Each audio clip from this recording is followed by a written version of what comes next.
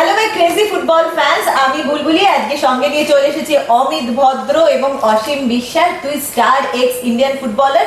আমরা কিন্তু সিএফএল এর ম্যাচ কাটাছেড়া করবো। সিএফএল 2025-26 এ তোমাদের সবাইকে স্বাগত। অমিত দা, তুমি সিনিয়র, তোমাকে আগে জিজ্ঞেস করছি। মোহামেডান স্পোর্টিং কিন্তু ঘরে বাইরে সমস্যা একেবারে জর্জরিত, কারণ মোহামেডান একবার সর্বভারতীয় ফুটবল সংস্থার কাছ থেকে ব্যান পাচ্ছে।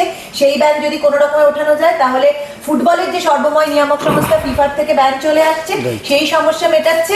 কিন্তু ঘরে বাইরে সত্যি কথা যাকে বলে কর্মকর্তারা নাজেহাল হয়ে রয়েছে। এর চাপ বা এর প্রেশার বা এর কোনো এফেক্ট কি কোনোভাবে কোচ, ম্যানেজার বা ফুটবলারদের ওপর মাঠে যখন তারা পারফর্ম করবে তার উপর আসতে পারে কি? অবশ্যই এর একটা বড় প্রভাব পড়েওছে মোহামেডান টিমের, কারণ মোহামেডান এই মুহূর্তে বলবো যে খুব লেটে স্টার্ট করেছে। তবু বলবো মোহামেডান সাপোর্টারদের আমি ধন্যবাদ যে তারা যে এনিহাও ক্লাব এবং সেই সাথে অফিসিয়ালরা নানা রকম চেষ্টা করে হলেও সমস্ত বাধা কাটিয়ে লেটে হলেও তারা একটা টিম পুট করেছে। তাতে মেহরাজউদ্দিন এবং তাদের ম্যানেজার দীপেন্দুকেও আমি মানে ধন্যবাদ জানাচ্ছি। এই কারণে তাদের ইনিশিয়েটিভ নিয়ে তারা একটা টিম পুট করেছে। খুব আর্লি স্টেজ এই সময় যে মোহামেডান কী করবে না করবে সেটা বলা, তবে একটা চারিদিক থেকেই একটা অনামি বেশ কিছু ভালো প্লেয়ার নিয়ে এসছে, বিভিন্ন আমাদের রাজ্য থেকে হোক, আমাদের জেলা থেকে হোক বা রাজ্য থেকে হোক এবং বাইরে থেকে বেশ কিছু ভালো প্লেয়ার নিয়ে এসছে।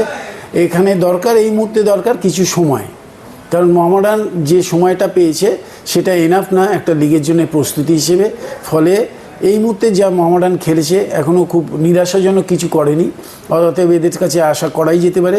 খুব আর্লি স্টেজ, যখন একটা লিগের 3 নম্বর ম্যাচ হচ্ছে, ফলে মোহামেডানের সম্পর্কে আমি আশাবাদী যে এরা একটা কিছু করবে, কিছু করে দেখাবে। আর সাদা কালো দর্শকদের বা সাদা কালো ফ্যানদেরও তো একটা প্রবল চাপ রয়েছে, তাই মোহামেডান স্পোর্টিং সম্পর্কে কোনো রকম কমেন্ট করা কিন্তু এই মুহূর্তে সত্যি সত্যি অমিত যেটা বললেন অনেকটা আর্লি।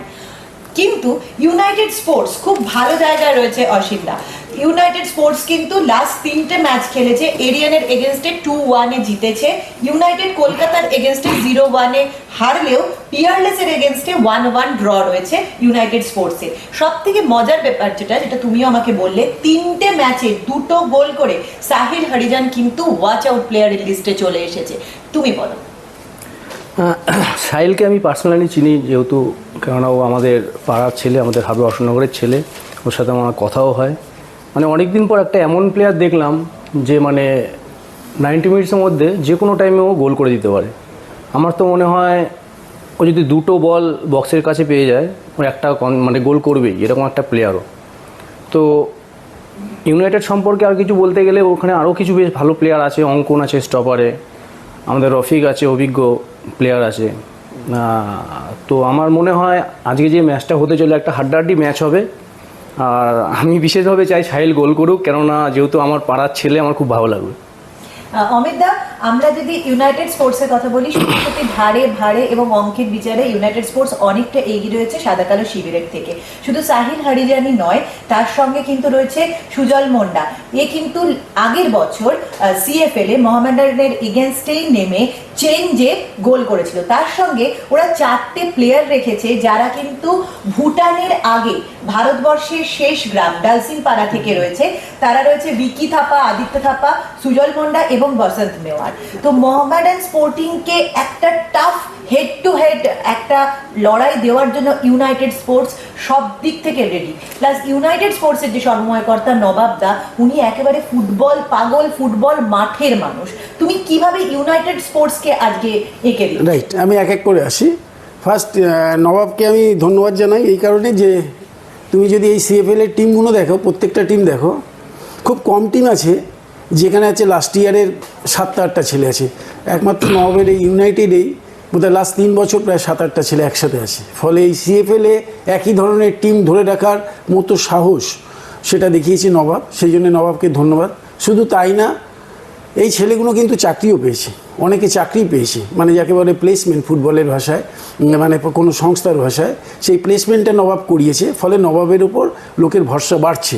ফলে ইউনাইটেডে ভালো ছেলেরা যাচ্ছে এবং থাকছে। হয়তো 2-10 টাকা কম পেলেও ইউনাইটেডের আদার্স ফেসিলিটিসের জন্য, প্র্যাকটিস ফেসিলিটিস, বিদেশি কোচ বা অ্যাম্বিয়েন্স, এইগুলো এত পজিটিভ ও করে রেখেছে, ফলে ইউনাইটেড একটা ভালো জায়গায় চলে গেছে। তারই ফলস্বরূপ ওই রেজাল্টগুলো পাচ্ছে। ওর রেজাল্ট কিন্তু খুব মানে আনএক্সপেক্টেড কিছু না। হ্যাঁ, হয়তো ও এখনও চ্যাম্পিয়ন হওয়ার জন্য টিম করেনি, কিন্তু ওকে একটা চ্যাম্পিয়নশিপের দিকে ওর ছেলেরাই ঠেলে দিচ্ছে। সেই জন্যে এন্টার কৃতিত্ব যায় ওদের ম্যানেজমেন্টের ওপর। এবং আমি দেখেছি যে সব টিমেই স্পেশালি প্রায় নতুন ছেলেই, বেশিরভাগই নতুন ছেলে। আমি একটা টিম জানি, আমি একটা দায়িত্বে আছি একটা টিমের, সেখানেও দেখলাম যে 80% 90% ছেলে নতুন, কিন্তু নবাবের টিমে 90% ছেলে পুরনো। That is the difference. হ্যাঁ, সেইটাই হচ্ছে নবাবের যাকে বলে একেবারে কি, হ্যাঁ, কি ফ্যাক্টর অফ আ সাকসেস। আমি তোমাকে অসীমদা বলবো, নবাবদারি আর একটা টিম, কারণ ইউনাইটেড স্পোর্টসের যে ইউথ টিমটা সেটা হচ্ছে মামনি পাঠচক্র। মামনি পাঠচক্র কিন্তু গ্রুপ এ তে 3 ম্যাচে খেলে 3 ম্যাচেই জয় রয়েছে, সেখানেও কিন্তু নবাবদার একটা সাকসেস রয়েছে। এবং এই প্রসঙ্গে একটা ইনফরমেশন আমাকে দিতেই হবে অমিত দা, যে এই মামনি পাঠচক্রের কিন্তু কোচ ছিলেন লাস্ট ইয়ার লালকমল ভৌমিক। বিদেশি কোচকে এবছর সরিয়ে কিন্তু এই লালকমল ভৌমিককে তুলে দেওয়া হয়েছে ইউনাইটেড স্পোর্টসের কোচ হিসেবে। কিন্তু গ্রুপ বির আলোচনা, এটা আমি তোমাকেও শুনতে বলবো অসীমদা, তোমাকেও বলবো, দর্শকদেরও বলবো, ভীষণ হাড্ডাহাড্ডি জায়গায় দাঁড়িয়ে রয়েছে। ইউনাইটেড কলকাতা তারা কিন্তু 3 ম্যাচ জিতে গ্রুপ বির টপে রয়েছে 9 পয়েন্ট নিয়ে। তারপরে রয়েছে ভবানীপুর এফসি, তারা কিন্তু 3 ম্যাচে 2টো জয় 1টা ড্র রয়েছে সম্ভবত, কারণ তারা 7 পয়েন্টে রয়েছে। খিদিরপুর এসসি রয়েছে 3 ম্যাচে 6 পয়েন্ট নিয়ে।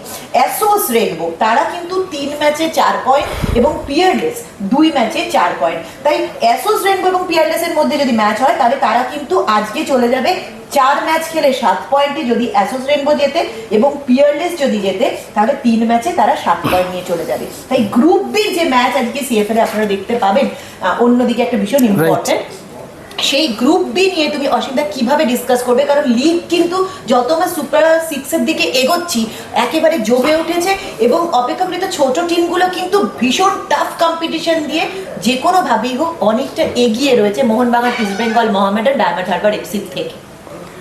অ্যাকচুয়ালি অমিতদার আমি কিছুক্ষণ আগে আলোচনা করছিলাম এই ব্যাপারটা নিয়ে, যে লিগের সবে শুরু, এখন যে পয়েন্টগুলো এক একটা টিম ক্যারি করছে এটা কিন্তু আগামী দিনে কি হবে এখন বলা অসম্ভব। কেননা কিছুদিন পরে দেখা যায় বর্ষাকালে খেলা হচ্ছে, চোট আঘাতের জন্য অনেক প্লেয়ার খেলতে পারবে না, কিছু সমস্যা হয়, কিছু ম্যাচ খেলার পরে সেই সমস্যাগুলো আসে আস্তে আস্তে।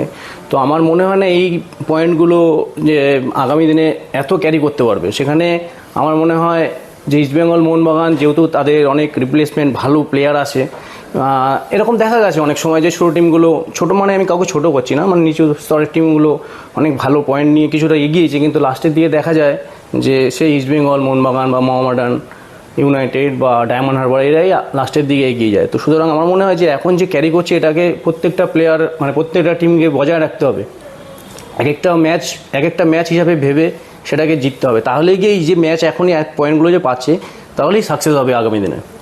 এই যে অসীমদা বলছিল যে প্রত্যেকটা ম্যাচ কিন্তু ভীষণ ভাইটাল, এই জায়গায় কি তোমার মনে হয় যে বড় টিমের জন্য রিজার্ভ বেঞ্চটা যতটা পজিটিভ থাকে, যতটা ইফেক্টিভ থাকে, স্ট্রং থাকে, একটু যারা ছোট টিম তাদের রিজার্ভ বেঞ্চের একটা সমস্যা হয়ে যায়? রাইট, একেবারে খুব, মানে এটাই মেইন পয়েন্ট।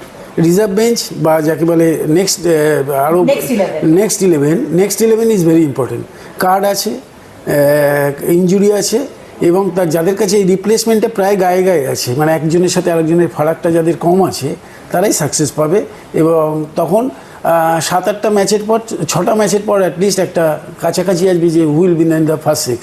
তার আগে এই মুহূর্তে যারা পয়েন্ট আর্ন করে ফেলেছে দে আর লাকি, যারা আর্ন করতে পারেনি তাদের ফাইট করতে হবে। অমিতা, তোমার কাছে আমি চট করে একটা প্রশ্ন করবো, তুমি যে কতটা গ্ল্যামারাস ফুটবলার ছিলে এবং কতটা সাকসেসফুল ফুটবলার ছিলে সেটা শুধু আমরা আমাদের সিনিয়রদের কাছ থেকে শুনেছি, এবং এখন তোমাকে আমরা বুঝতে পারি যে তুমি যখন মাঠে খেলতে তখন তোমার ফিমেল ফ্যান্সরা কতটা অ্যাক্টিভ হয়ে যেত বাড়িতে। কিন্তু এসএসসিএন অ্যাপের জন্য সিএফএল এর প্রত্যেকটা ম্যাচ কিন্তু আমরা এখন দেখাচ্ছি এবং দেখতে পাচ্ছি, এবং প্রত্যেকটা প্লেয়ারের কাছে কিন্তু সুযোগ থাকছে, যে সাহিল হরিজান থাকছে, তারক হেমব্রম থাকছে, প্রত্যেকটা প্লেয়ার কিন্তু নিজেকে স্টার করে নিতে পারবে যদি তারা সঠিক রাস্তায় নিজেদের ফোকাস রাখতে পারে। তুমি এসএসসিএন এবং সিএফএল এর এই যে কোলাব এবং এই যে তারকাদের এই তারকা হওয়ার সুযোগ, এটা নিয়ে তুমি কি বলতে? একেবারে সিম্পল, একটা ছেলেকে যদি তার পুরো ম্যাচটা দেখায়, সে নিজেকে ডেভেলপ করতে পারবে। ফার্স্ট কথা, আমি মানে গ্ল্যামার তো অন্য জায়গায় আসছি, একেবারে এত সুযোগ দিয়ে দিয়েছে যে নিজের ভুলটা আমি পরের দিন নিজের অ্যাপে দেখে বুঝতে পারবো, আর ভুল এমন একটা জিনিস, তার জন্য কোচের দরকার হয় না, ভুল নিজেই বোঝা যায়, ফলে সে ভুলটা রেকটিফাই করতে পারে। এটা একটা বড় ব্যাপার। যে ফুটবলটাকে ভালোবাসবে, সে স্টার হতে চাইবে, তাকে আরও আমাদের পশ্চিমবঙ্গের বা তার বাইরের সবাই দেখবে, তার ফ্যানরা দেখবে, আস্তে আস্তে ইন্ডিভিজুয়াল ফ্যানের সংখ্যা বাড়বে, ইন্ডিভিজুয়াল, এটা একটা বড় স্কোপ। এই স্কোপটা আশা করি এই পুরো জেনারেশনটা যদি কাজে লাগায়, বাংলার ফুটবল হু করে এগোবে। সিএফএল এর সঙ্গে এসএসসিএন এর এই যে কোলাব এবং তার ফলে ফুটবলারদের যে স্টার হওয়ার সুযোগ, এটা অমিতদা কিন্তু খুব পলিশড ওয়েতে বললো যে শুধুমাত্র গ্ল্যামার অ্যাড অন নয়, নিজেদের ভুলটাকেও রেকটিফাই করার সুযোগ আছে, কিন্তু তারকা হওয়ার সুযোগও খুব তাড়াতাড়ি। কি বলবে তুমি? না, এটা সত্যি, যেহেতু এসএসসিএন একটা লাইভ টেলিকাস্ট করছে, মানে হয় কি, যেমন অমিতদাদের সময় কথা বলছি, আমরা নাম শুনেছি, সেইভাবে কিন্তু আমরা খেলা দেখিনি। রাইট। হ্যাঁ, তো এখন এই সুযোগটা প্রত্যেকটা প্লেয়ারের কাছে আসছে, যেটা অমিতদা বললো যে নিজের কোনটা ভুল সেটা রেকটিফাই করার সুযোগ পাচ্ছে। তাছাড়া বাইরের দুনিয়াও সবাই প্লেয়ারদের দেখতে পাচ্ছে, একটা মানে প্লেয়ারের একটা তাগিদও থাকছে যে আমি ফার্স্ট ইলেভেনে খেলবো, তাহলে আমি লাইভ টেলিকাস্ট হবো, সবাই দেখবে, আমাকে চিনবে। Right. এটা খুব ভালো উদ্যোগ, এটা আমি মানে তাকে এসএসসিএনকে সাধুবাদ জানাচ্ছি। Thank you so much. আর আপনাদেরকে আমি ফিরিয়ে দেবো এসএসসিএন অ্যাপের পর্দায়, কারণ আপনারা দেখতে পাবেন প্রত্যেকটা ম্যাচ লাইভ এন্ড এক্সক্লুসিভ শুধুমাত্র এসএসসিএন অ্যাপের পর্দায়। এবং আজকে কিন্তু আবারও বলবো, গ্রুপ বির প্রচন্ড গুরুত্বপূর্ণ জায়গায় রয়েছে, অনেকগুলো ইম্পর্টেন্ট ম্যাচ রয়েছে, তো কোনোটাই মিস করবেন না। সিএফএল এর পুরো পর্দা আপনার জন্য।